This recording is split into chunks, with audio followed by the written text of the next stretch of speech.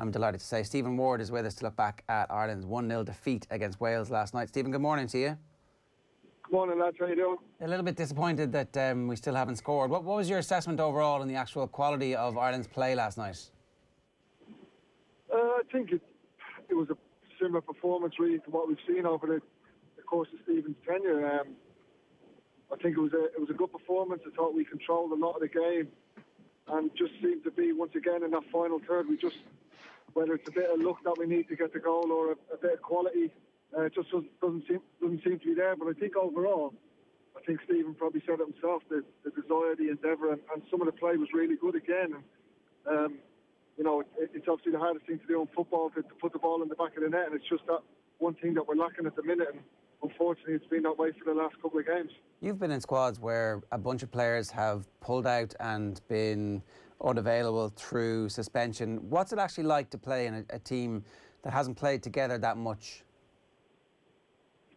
Yeah, of course it can be difficult. You know, there's a lot of lads that are very inexperienced at that level. They're coming into the big games, and you know there's pressure on them to perform. But they're all in there for a reason. They're all good players. I think, you know, you look at some of the lads that came in the other night. Jason Malumbi I thought yesterday, you know, had a really positive game. So, you know, Stephen knows these players well from his time at the under-21s as well, and it happens all the time. I think that the main issue that obviously is so different now is you're not only getting players pulling out with injury, but, you know, the COVID situation is something that is really unforeseen, and, you know, it must be terribly difficult for Stephen as a manager, seeing the amount of pullouts we're getting, having to draft players in. So, you know, that's really not helping the situation. And I know you can say it's the same for every country, but it just seems that Ireland are getting hit that little bit worse than most other nations.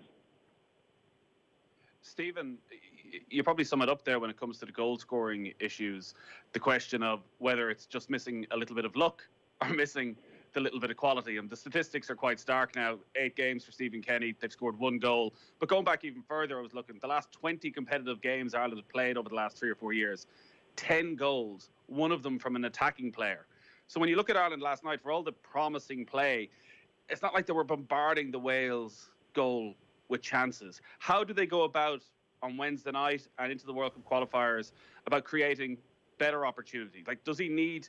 Is it just different players, or does he need to look at the system to make sure that they are creating more opportunities over the course of a game?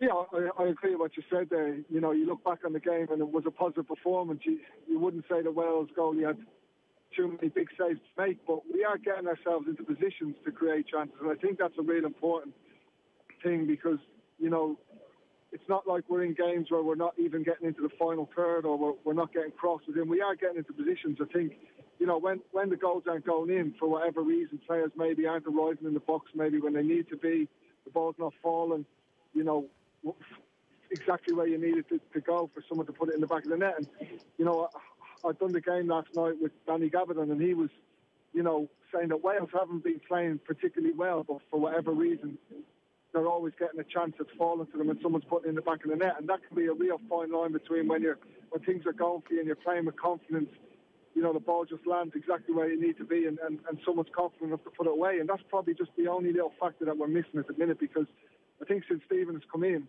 you know, he's obviously tried to change the format, change the way, you know, we approach games and play. And I think on the eye, a lot of the performances have been really good, and you know, it's nice to watch Ireland playing out from the back and playing through the lines and getting into positions. And, you know, it's been a problem really since Robbie Keane left, you know, replacing a striker of that calibre and the amount of goals he scored. We were so spoilt having such a player of his quality. You know, it's going to be difficult, and it's going to take time for, you know, younger lads to come up and get their opportunity. And sometimes they only need that one goal that might, you know, set them on a trend. And I think at the minute, most people will say we look most dangerous from set pieces when Shane comes up and lads come back. But, you know, there are goals in our team. There are players that are scoring at club level. You know, for whatever reason, that chance or that bit of guile or confidence that they need to do it on the international stage isn't there at the minute. And hopefully on Wednesday, you know, against a Bulgarian team where the lads will go in, I think, you know, full of confidence to win that game. It's a game I think we believe we can win. I think one result can maybe hopefully turn it on its head and change our fortunes. Does he have a decision to make, Stephen, on Wednesday around Adama, who still only 19. It feels as though he's learning on the job in a green jersey. Like, he's started 8 games of senior football in his entire career, and 4 of those have been for Ireland. So he's played very little football. He's very inexperienced. Does he need to go and look at somebody like James Collins, who maybe long-term isn't the plan, who maybe doesn't have the potential of Adam Ida? Is Wednesday night just a needs-must, and you get the player who's been there, who's done that in a tough game, and as much as you want to develop Ida, that actually maybe the best thing for him is to take him out of the firing line? Maybe. Obviously, Stephen will make that decision, but I think, also, I think Adam's played the 2 games since they've come in.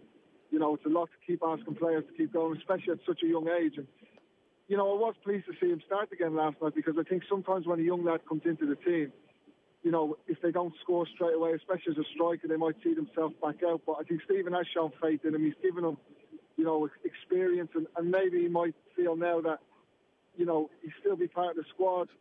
Just leave him on the sideline and let him see what other lads can do. And I think James Collins obviously had a relatively good start to the season for Luton. He scored some goals, and it might be a chance. And in a way, when you're watching Adam, he's giving it everything. He's doing well in the games.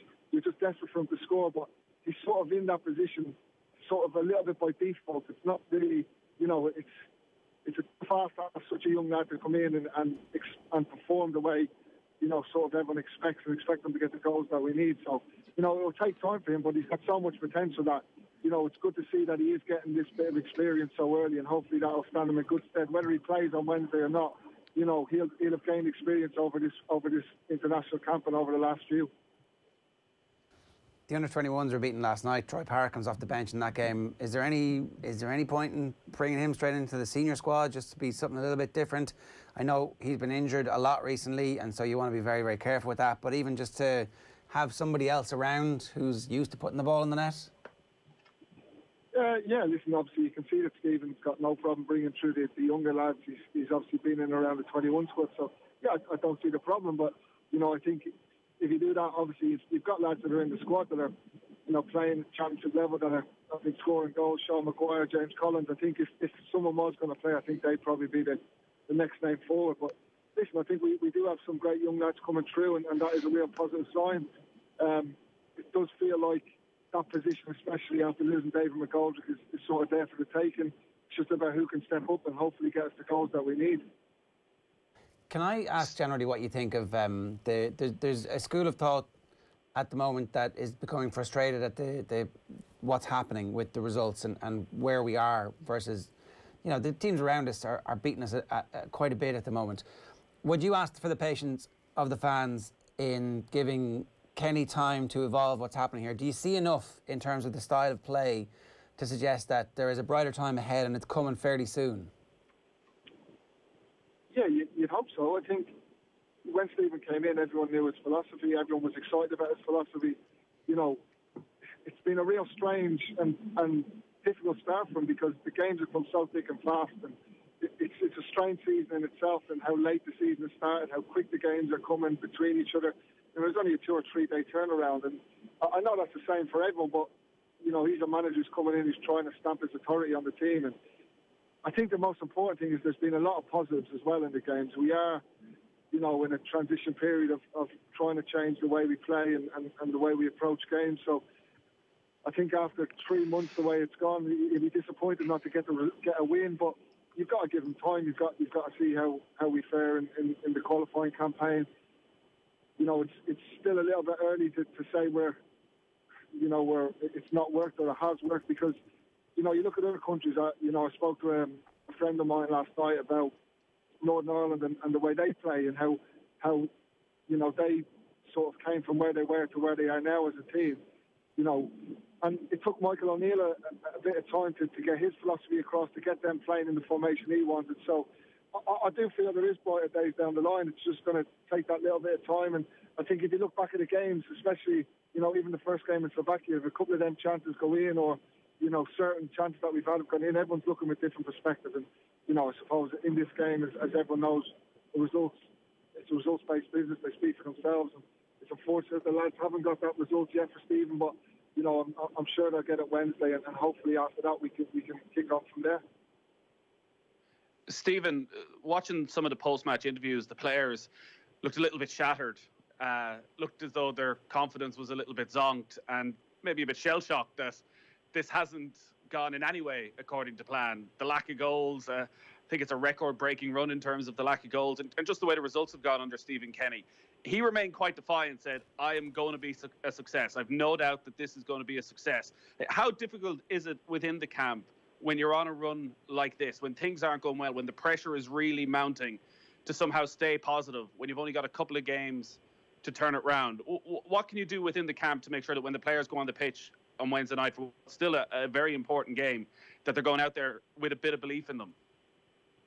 Yeah, listen, it's going to be difficult because I think if you look back at the games that we have been beaten, and probably look at the England game where listen, that was a tough game and the performance probably wasn't where we would want it to be. But in most of the other games, I don't think Stephen would have been going in, and you can see that in his press conferences. It's not like we've been turned over and played poorly. We've done well in many parts of the game. So that's a difficult thing. They probably yesterday didn't get the reward for, especially how they sort of approached the game in the first half. I thought, especially in the first half, it didn't look like they were coming off the back of a heavy defeat at Wembley. So the most important thing they can do around the place is remain positive. There's good lads in the squad that'll keep the lads cheered up. Believe in what the manager's doing, and like I said, I think that they'll want to win. That they'll be desperate to win. It'll be hurting the lads, and listen, they'll come out on Wednesday. I'm sure they'll be maybe not as confident as always, but they'll be believing that they can win the game. All right, Stephen, we got to leave it there. Thanks a million for joining us this morning. Cheers, guys. Stephen Ward there, giving us some thoughts. It's 7:59 this morning here on OTB AM. OTB AM live in association with Gillette. Good morning, start with Gillette, giving you the confidence to tackle the day ahead. Kieran Donaghy is standing by. We did say we've got a flash poll up on Twitter this morning asking for your opinion on what the situation is with Stephen Kenny. Do you still have faith that Ireland under Stephen Kenny are heading in the right direction? 2 votes, keep the faith, or this isn't the way to go.